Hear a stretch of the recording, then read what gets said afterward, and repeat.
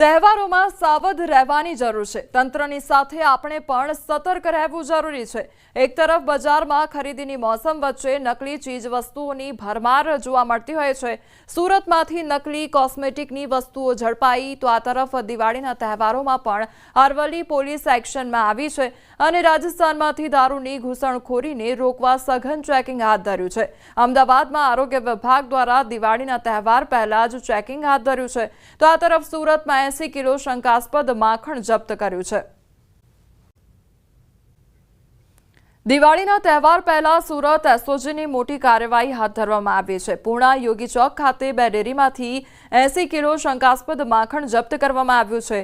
મીઠાઈ અને દૂધ ઉત્પાદનોની માંગમાં પણ વધારો થયો છે। આવી સ્થિતિમાં નાગરિકોના આરોગ્યને પ્રાથમિકતા આપતા સુરત શહેર પોલીસ કમિશનરના માર્ગદર્શન હેઠળ શહેર પોલીસ અને સુરત મહાનગરપાલિકાની ટીમોએ ભેળસેળ વિરોધી અભિયાન તેજ કરી દીધું છે। આ અભિયાનના ભાગરૂપે સુરત એસઓજીએ ફૂડ સેફટી વિભાગ સાથે સંયુક્ત કાર્યવાહી હાથ ધરી પૂર્ણા યોગી ચોક વિસ્તારમાં આવેલી બે ડેરીઓમાંથી 80 કિલો શંકાસ્પદ માખણ તથા 70 કિલો માખણ બનાવવા માટેનું રો મટીરિયલ અને ક્રીમ મળી કુલ ₹36,000નો જથ્થો જપ્ત કર્યો છે।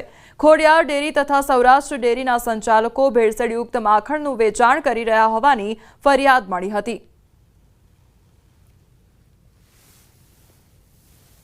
તો સુરતમાં નકલી ચીજ વસ્તુઓની ભરમાર જોવા મળી રહી છે। શંકાસ્પદ નકલી માખણ બાદ નકલી કોસ્મેટિક ઝડપાઈ છે। એલસીબી ઝોન 1 અને પૂર્ણા પોલીસની સંયુક્ત કાર્યવાહી હાથ ધરવામાં આવી છે।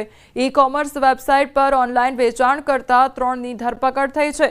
પૂર્ણાની રંગ અવધૂત સોસાયટીમાં આવેલ ગોડાઉનમાં છાપો સ્થળ પરથી નકલી કોસ્મેટિક બનાવવા માટે વપરાતા રો મટીરિયલનો જથ્થો જપ્ત। સ્થળ પરથી બ્રાન્ડેડ કંપનીના સ્ટીકર સહિતનો મુદ્દામાલ જપ્ત કરવામાં આવ્યો તો પોલીસે નકલી કોસ્મેટિકનો જથ્થો, સ્ટીકર, કોમ્પ્યુટર સ્ટીકર છાપવાનું પ્રિન્ટ મળી 12 લાખથી વધુની મત્તાનો મુદ્દામાલ જપ્ત કર્યો છે। આરોપી બાબુભાઈ ઉકાભાઈ ચૌહાણ, નીરલ બાબુભાઈ ચૌહાણ તેમજ સિદ્ધાર્થ બાબુભાઈ ચૌહાણની ધરપકડ કરી વધુ તપાસ પૂર્ણા પોલીસે હાથ ધરી છે।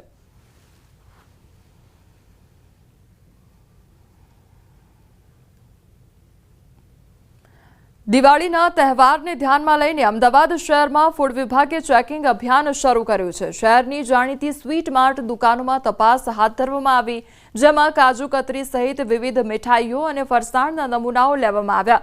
તમામ નમૂનાઓ લેબમાં તપાસ માટે મોકલવામાં આવશે। અલગ અલગ ઝોનમાં ટીમો બનાવી સમગ્ર શહેરમાં ચેકિંગ ચાલી રહ્યું છે। છેલ્લા 2 દિવસમાં અંદાજિત 150 ખાદ્ય સામગ્રીના સેમ્પલ લેવામાં આવ્યા છે।